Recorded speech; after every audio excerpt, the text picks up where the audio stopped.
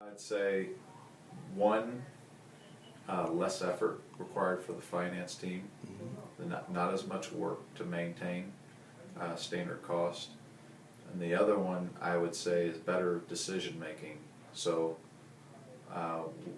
we do not, now we no longer make decisions that are clouded by standard costs. We're looking at actual costs, and we are looking at data that's much more relevant to make decisions.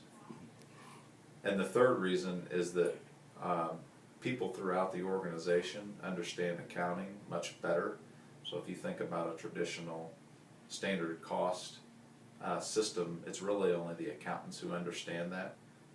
And then an added benefit to go with that third one is the accounting people also understand the business much more than they did in the past as well, because more time can be spent focusing on the business instead of going through a list of variances and trying to understand and explain what happened with those.